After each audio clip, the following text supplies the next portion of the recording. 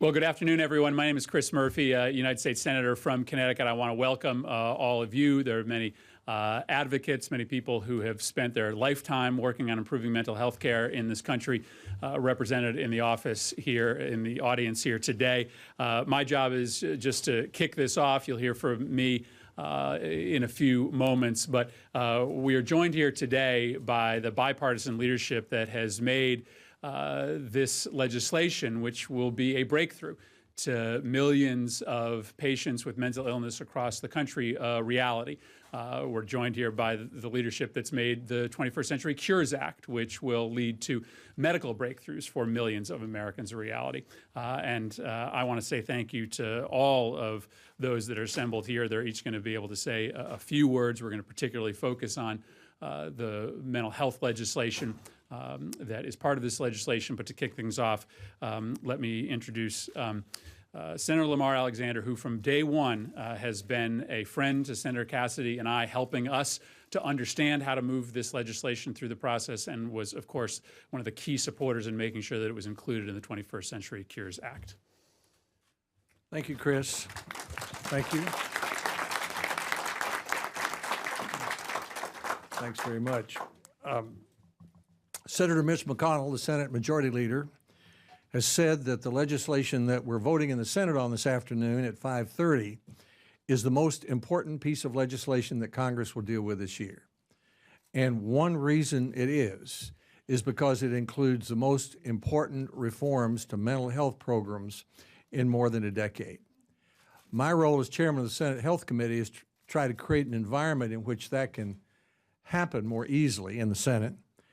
And while Chairman Upton and Congressman Murphy and Johnson in the House have played a massive role in this, and they'll have a chance to talk about that more later, I want especially to mention the three senators.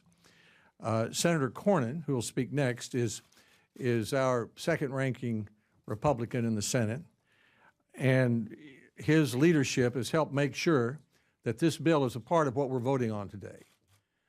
And all of you know, having watched this process, how important that can be.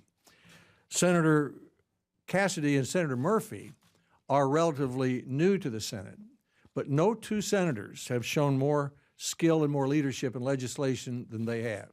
They've taken a difficult issue, they put three bills together, they've navigated some very tricky issues, and they've taken a very important piece of legislation that provides better treatment for 1 out of 5 Americans who need help with mental illness.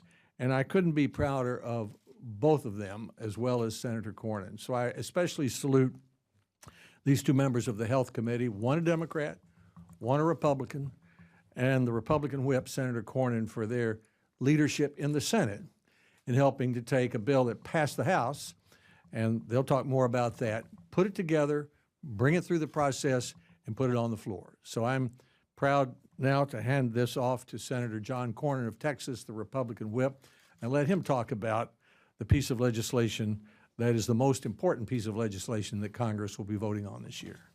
Thanks, Lamar.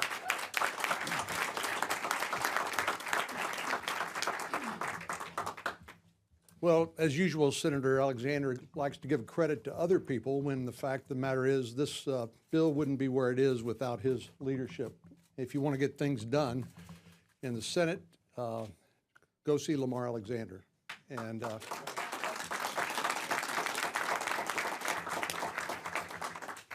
of course, Tim Murphy's a hard guy to say no to.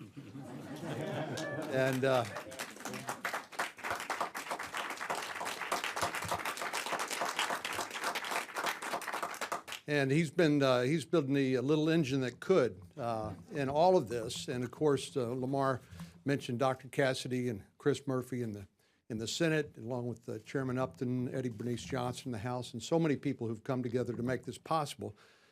My particular concern, beyond the overarching concerns, is that our criminal justice system has for too long treated people with mental illness as people to be warehoused in our jails, and whose illness, left untreated, will make sure that their illness gets worse, not better.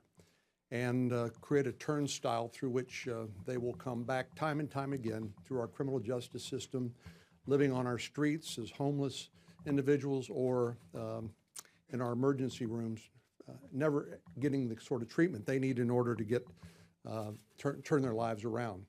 My particular example that I always think of when it comes to what sort of things are possible, I think of San Antonio, Bexar County, Texas, which is my hometown, which has done a remarkable job working with mental health professionals, law enforcement, and others to try to come up with a program that actually delivers on what we all hope, which is where people can get the help they need, and instead of just being put away in a jail cell just to get sicker and sicker. But this bill also provides tools for families because, as Senator Alexander said, every family in America is touched one way or another by the scourge of mental illness. And sometimes family members need additional tools to help their loved one get the treatment they need and to get better. And things like assisted outpatient treatment, which provide another alternative to involuntary commitment, which isn't a permanent solution at all, but thanks to the great work that's been done in the pharmaceutical industry to provide drugs that help people regain control of their lives and get back living productive lives. There's a lot to be proud of in this legislation, but let me just say I appreciate Senator Alexander, Senator Murray of the Health, Education, Labor, and Pensions Committee working across committee structures. Sometimes that can be a death knell, not to mention working across the chamber to try to get this done. But this is a great day, not just for the Senate and the Congress, but mainly for the families and the people who suffer from mental illness in America to help us turn this ship around and get on the right path. Thanks.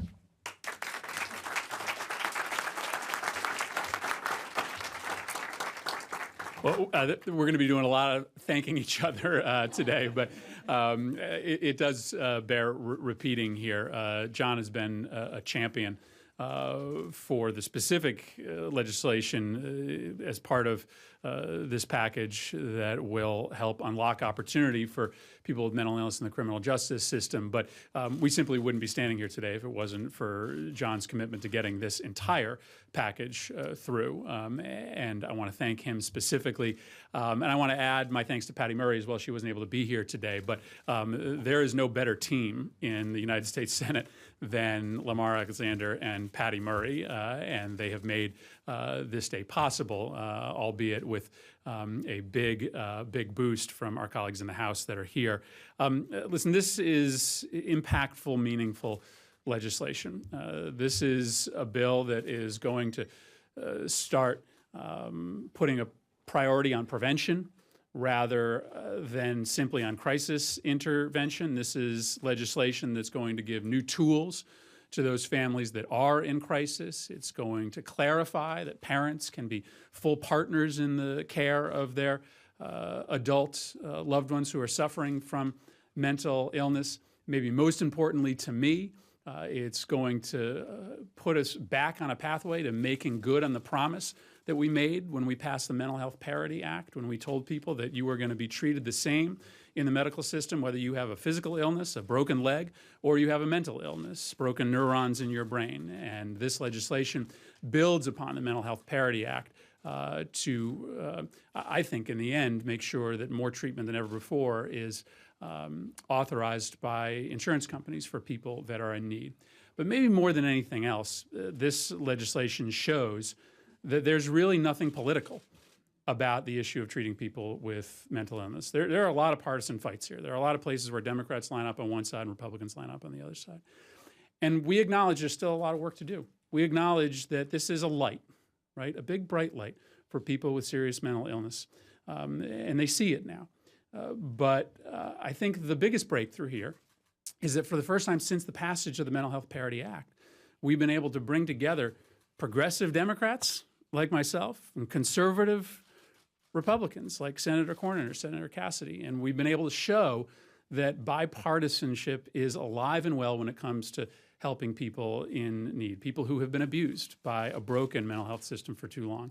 And maybe as important as the reforms in this bill are, the point forward to future changes that we can make with this coalition that we've built maybe is going to be the most important legacy of this legislation.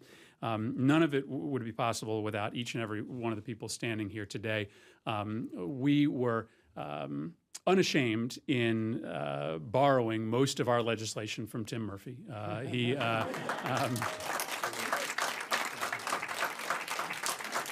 really was a lone voice in the darkness for a long time, and we were glad to join with him as partners. But as I turn the microphone over to Senator Cassidy, let me just tell you what a joy it's been to work with him. To the extent we've been able to create a foundation here devoid of politics and full of policy, it's because that's exactly the approach that Senator Cassidy brings to everything he works on here. And we have not only become, I think, good working partners as a result of this legislation, but we've become very, very good friends as well. So let me introduce you to Senator Bill Cassidy.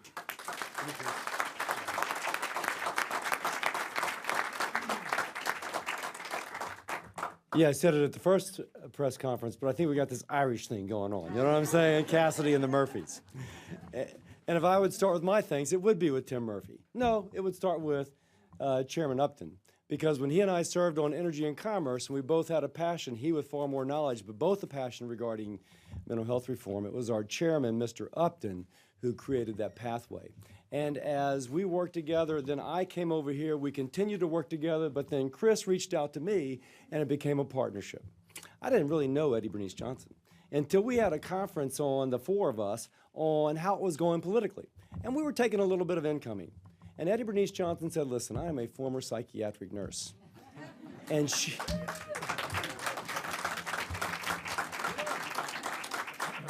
she was just taking that incoming, defending the product that she and Tim Murphy were working on, and I knew we had a partner.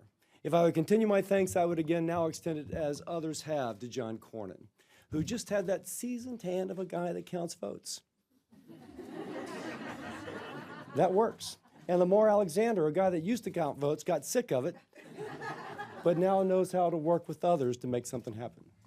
But the far more appropriate place to give thanks would be to all those patients that volunteered their story to give unction to what we were doing. I noticed when I went back to Louisiana, if I had a town hall meeting in the lower 9th Ward, a community not as prosperous, and I would speak about how every one of us is affected by mental health, every head would nod yes. And then if I had a town hall meeting in a prosperous suburb with folks coming, sometimes of great wealth, and mentioned the tragedy of untreated but recognized mental health, every head would nod yes.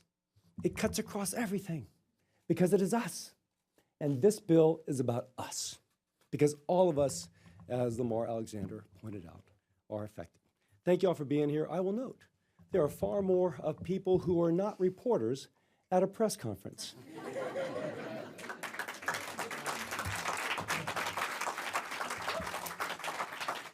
And no offense against the professionals who are the press, but I will say it is a measure of the importance of this to the average American that you are here, and I thank you too.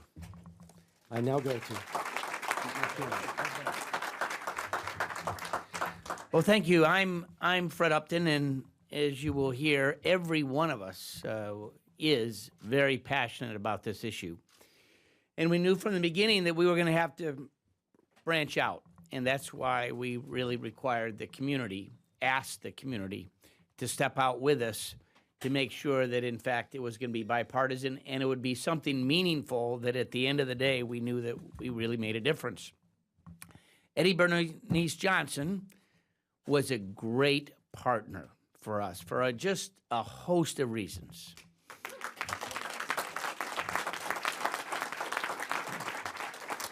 This is not the only issue that she cares about, and it showed. Tim Murphy was once the lone voice in the wilderness, and it was a struggle to get where we are today, but we did it on a great glide path. And it started with the longest markup I've ever endured, I think. And we did it with the knowledge that we wanted to get people's attention.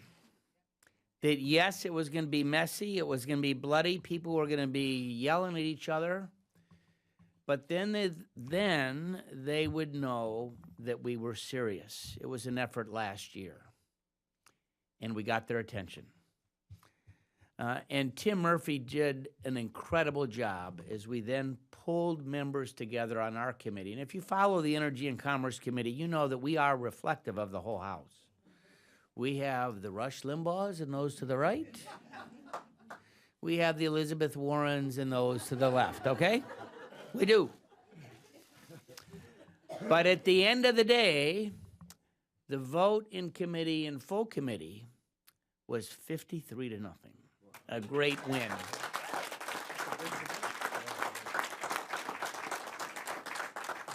And with that vote, we knew that not only did we have the attention of the whole House because of the work that Eddie Bernice and Tim Murphy did, but the Speaker and our leadership, but also the Senate. And I got to say, there is not a better partner for me to work with than Lamar Alexander and his team. Every member of that HELP committee, every member of that committee, and Patty Murray, I'm sorry she's not here, but she carries a heavy axe as well. We did it. And just as it is for us who knew that this was so important, we also knew that the clock was ticking. And we're at the end. And somehow we had to fashion this so that we could get it to the president's desk where we knew that he would sign it. And we did it. We really did. And that vote this afternoon at 5:30 will really be critical because we are all passionate about this. And we all know folks at home who are as deeply committed as we are. And we now have a little angel. He's got a little angel halo on his head as Tim and John and Chris and Eddie Bernice. But it's done. We got it done. And we're going to make a great day. And last thing that I want to say is we also had an administration that wanted to work with us. Joe Biden, President Obama, if you might have noticed that President Obama used it in his Saturday address, he wants to sign it as soon as we get it down there, and we're going to give him that opportunity. Thank you all for being here.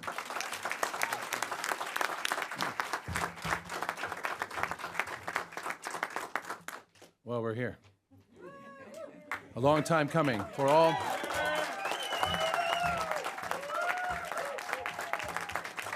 Thanks. We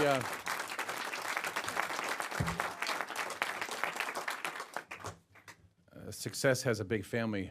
Failure is an orphan. This is a big family. And I start off with thanks to those times that Chris Murphy and I would first start talking about this, and over a lunch or dinner, we paid our own way. Bill Cassidy and I would, Dr. Cassidy and I would lament over this, saying when Eddie Bernice and I went forward in this, you don't want to mess with her if you're on the wrong side, which is good. She's strong and believe. And I remember the first time we had meetings in Fred's office about this. We can get it done. We got to do it this way. And it was so hard throughout this whole process because of the stories I know from you. When Senator Cornyn and Senator Alexander got involved, I knew we had something rolling here. And then they worked some of these things out, added on to some tremendous legislation that Fred Upton's been working on for years, the 21st Century Cures. An awesome bill, which will lead to a lot of cures. And out of the thousands and thousands of diseases for which there is no cure, to really work towards treatments and get them to people ahead of time, early on in their lives. And part of that family is you. Outside this door, there's a petition. It's a shortened version. There's 2,800 signatures. And we had millions of social media postings, as many of you. And I met those of you who have lost a loved one, those of you who have a loved one sitting in a jail cell, perhaps without much hope of getting out. And the key is that somewhere along the way, and I don't even know who it was anymore, but they'd send us T-shirts, they'd send us these buttons that says treatment before tragedy. And that became our, who did that? Was that you did? That became our mantra. Shouldn't that be what we're doing here? This is, sadly, for something happening in Chris Murphy's district, but it could happen to anybody. It's the 4th anniversary coming up of Sandy Hook. And it was from the time that I met with the Sandy Hook family members, and they gave me the photos of their kids and their spouses, and I said, I'm keeping these. And I put them on the table in my office, and every single day in my office, I looked at them. And I was saying, I'm going to keep that promise, that we wouldn't continue to see these tragedies rack up. Now, unfortunately, there's 350,000 deaths last year in this country related to mental illness, and suicides and homicides and substance abuse deaths, and the people who tend to die 10 to 25 years sooner because of medical complications related to their mental illness. Far too many. And I knew sometimes members would say, hey, can we put this off till next year? Can we put this off to another day? I said, that's 959 deaths a day, and the answer is no. And it was this incredible energy of this force behind me that really pushed this through, as if in this relay race, we're getting to the final mile of a marathon.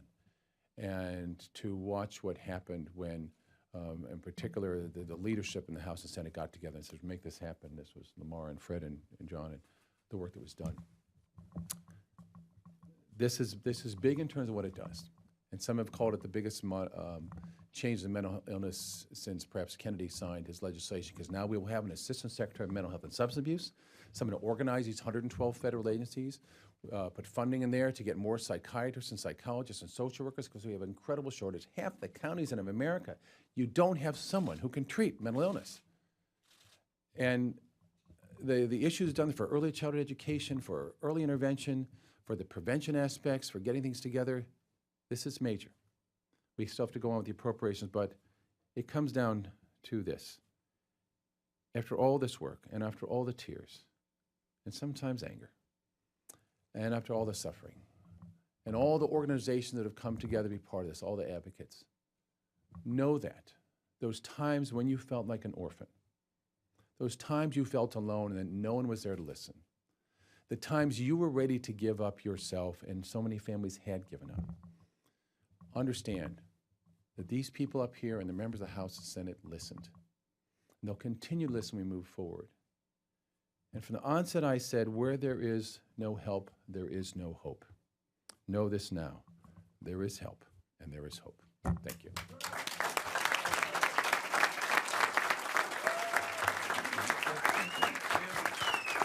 Thank you. Thank you very much. Thank you. Thank you. I owe a great deal of gratitude to all of you, but I especially want to acknowledge my colleagues here, the senators.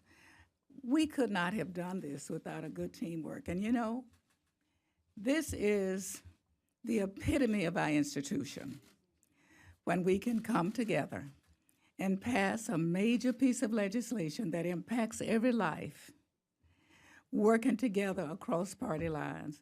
Whether you're liberal or conservative, I'm beginning to wonder what I am. But my senator from Texas, I'm grateful because he kept giving me the word that it was going to happen, and he proved to me that it did happen. So thanks to all of you. I'm so grateful.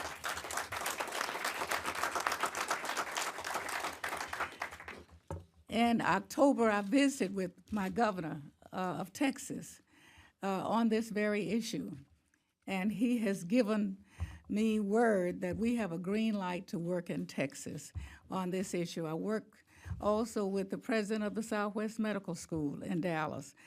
This is an issue in mental health that not a single family is without someone that needs mental health attention.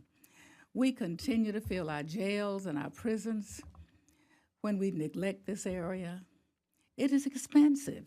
It's very expensive to do it, and that's one of the reasons why it's so difficult to make up our minds to do something about it, but it's even more expensive to ignore it. And you know, I'm very grateful today. It is not a perfect bill, but you know what else? We're not perfect. We come together and do the best we can, and most of the time it's good for the people.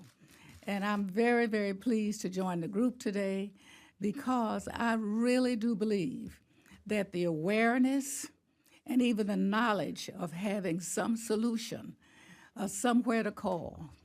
I recently established a hotline in the Dallas area after the police shootings when people can call when there's someone in their family that's acting a little different, We are so grateful to be here. This is good for America. All of us can think of many, many situations that perhaps could have been avoided if we had had this bill passed. It is not a perfect bill, as nothing else we do is perfect here because we represent a lot of imperfect people. We represent America. But we are going to continue to work. We're grateful for where we are, and I know that we'll see a difference. And I want to thank all of the groups that stayed with us. There were times when I did wonder whether we're going to really get to this point. But when you got a partner like Congressman Murphy, who did not give up, he kept encouraging me, and I kept encouraging him. And I'm grateful to all of you for not giving up and making sure that we got to this moment. I thank you so very much. Be in touch.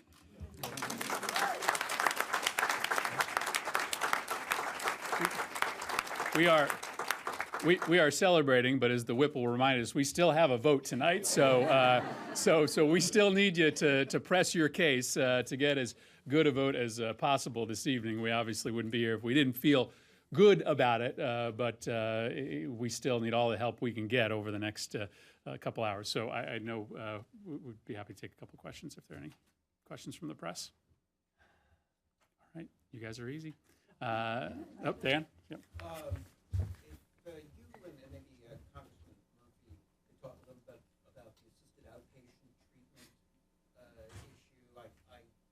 heard perhaps from Senator Cornyn that it was in. I didn't think it was, but That's funny. kind of clarify and just maybe the two Murphys could talk a little bit about it. Back and forth on that issue. Twins separated at birth. Murphy film. Sure. So in an earlier bill, it was funded for some millions. We put more millions into this. And so it enables states that choose to apply for grants. I think $13 million in grants went out this fiscal year. Well, it's last fiscal year already were distributed. And it's out there. We recognize that along with assertive community treatment, which is a program where you wrap services around someone, assisted outpatient treatment is where there is a requirement through a legal process whereby the person's rights are protected to make sure they stay in treatment if they have a risk for violence and incarcerations, et cetera. It isn't just anybody. It's a particular group. And out of New York State, they did some of the studies which showed it reduced incarcerations and reduced arrests, reduced homelessness, and improved satisfaction of the consumers. So it is out there. Now, will that take care of every state and every community? No. But the idea is with this legislation, this bill, to get communities to think that just you cannot arrest your way out of this problem. And with somewhere between 50, 60, 70% of people who are in prisons and local jails having a mental health problem, and the fact that 80% of them don't get help while they're in jail, it makes much more sense to make sure they're getting the services in the community, because community outpatient treatment is about 20 times cheaper than incarceration. So we want to see communities move forward in this. This is our financial incentive for states to do it, but the states and communities will do much better off if they continue to provide those services for people too. I just add that, this issue clearly created a lot of debate here in Washington and across the country. And it's an example of where compromise happened to make this bill possible. There is the reauthorization of funding in this bill for states that want to move forward with these kind of programs, but it remains up to each state. There's no penalty for states that choose not to adopt these laws. Of course, Connecticut is one of the states that doesn't, one of a small minority of states that doesn't have an assisted outpatient law on the books. And so I think we got to a place where we were all comfortable, where states that wanted to move forward with these programs would get some help from the federal government, but states that chose to keep their law as is wouldn't be penalized for it. Can I just make one quick point along those lines? The federal government funds state and local law enforcement to the tune of about $2 billion a year. And so what happens is these are grants that can be applied for through the Department of Justice to pilot these programs like the assisted outpatient treatment. I didn't mention his name earlier, but Pete Early, who many of you know, wrote a book that really changed the way I looked at this issue called Crazy, talking about the system, not a person, not a condition, not a diagnosis, but the system. And he, among other things, impressed me with the need for families to have more tools available to them to help their loved ones comply with their doctor's orders and maintain their meds and that sort of thing, and how that is part of the puzzle. Great. Any other members of the press who have questions for you?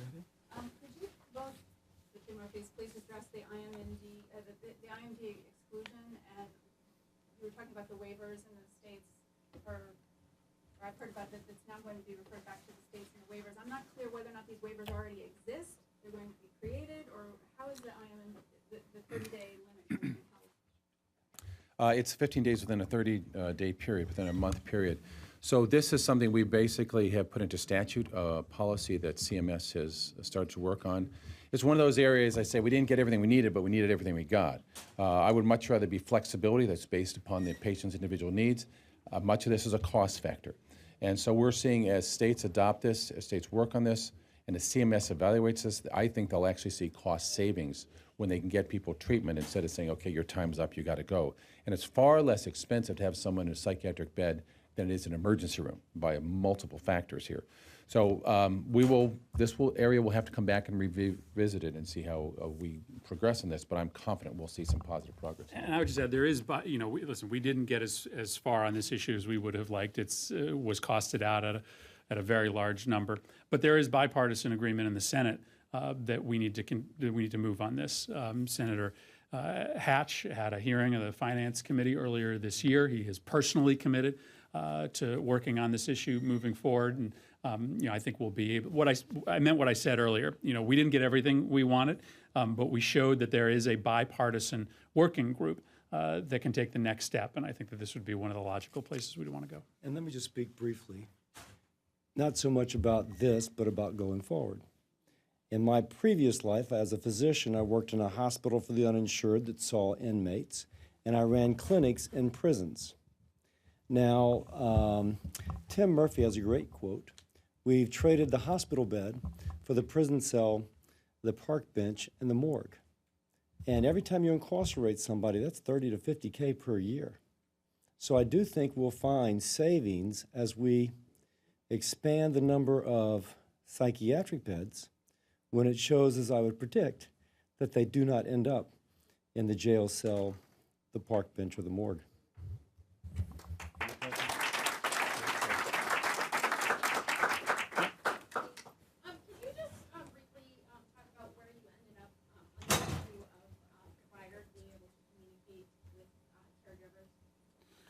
Sure. Listen, I think the biggest problem when it comes to the HIPAA laws is that they are badly misunderstood. The existing HIPAA laws allow for providers to be able to share information with parents of adult patients if it's in the best interests of that patient. And many physicians have many physicians have operated under the assumption that there is an outright ban on the sharing of that information. And so at the heart of what we've done here is to provide new resources to tell physicians what the law really is, and to clarify the fact that you have the ability to share this information today. I think I would argue this is a place where, we may still have to look to work down the line if our education campaign doesn't work. We had talked about something a little bit more robust in both of our legislation that went through the House and the Senate.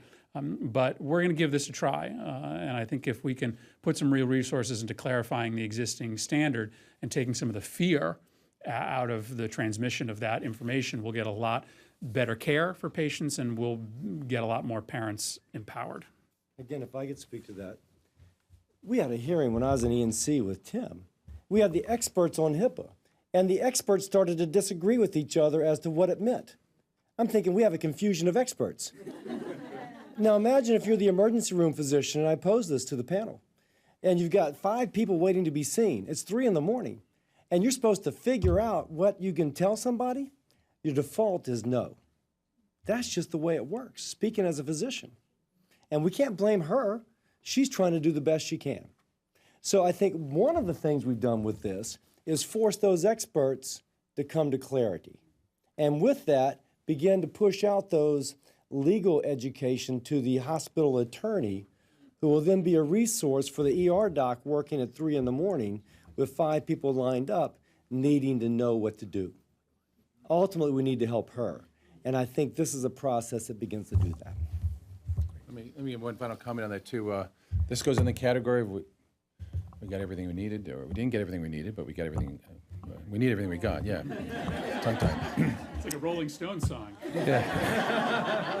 But if you try sometimes. Look, the HIPAA laws are confusing. They do have a long way to go, because I know that, you know, if someone is begging a judge or someone else, can you tell me where my son is? Or someone saying to the nurse, can you tell me what I'm supposed to do? Or a daughter's in the hospital at 2 in the morning with a suicide attempt. She says, I promise I won't do it again. They let her go, and the family doesn't even know.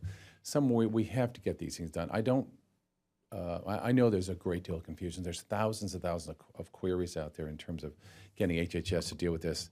And I hope as we proceed with this that HHS will listen a lot to providers and families and consumers and talk about this. The snag comes not in those who are chronically incapacitated, because then you go for guardianship, are not those who move out of times of lucidity and problems, because those they can do an advanced directive. It is those who are in the throes of deep psychosis and delusional behavior, where because of that they say, don't tell my father because he works for the FBI and he's planted things in my brain, or don't tell my mother because she's this, while that person is suffering another illness. I mean, 75% of people with a severe mental illness have another chronic illness. 50% have at least 2, a third have at least 3. And it's cancer, diabetes, lung disease, heart disease, infectious disease. And we're seeing too many times where a person does die early because the family members, who can be great partners, are not even told what medication, where the problems are, when is the next appointment, or why they need to see an endocrinologist. So we're hoping HHS will work with us and really solve that problem, so physicians are not left in lurch about knowing that. We know that a physician can say, I can't tell you anything about John Doe's case, but you want to tell me something, I'm here to listen. And they can listen. And many times doctors say, I can't talk to anybody. And that's absolutely false, and that education campaign will help. Senator Murphy and I were just talking, look, we know we have to readdress this, and we'll be watching very carefully. I'm sure there'll be more hearings that goes on. The good news is we have the attention of Congress understanding this, and it's another area where you need to speak up. Maybe one more question? Yeah, one more. Yeah, sure. Yeah. Good afternoon. Thank you for what you're doing. As a first person of experience, what not having Laura's Law and ALT in your county, I'm from San Bernardino County, California. Firsthand knowledge of what that does to people. I'm just encouraged by your ability and willingness to readdress the need of ALT and Laura's Law in all states, in all counties. You know, I'm in a situation in my county where I'm trying to encourage San Bernardino to take upon this benefit, and they're telling me that they have what they need in place, and that they feel that what's in place is working. And obviously, if it was working, I would have never suffered the tragedy that my family has suffered. So I'm encouraged by the ability to readjust a lot of these things that we didn't get, and I'm really encouraged by your efforts and motivation. Great. Thank you. Thank you, everybody.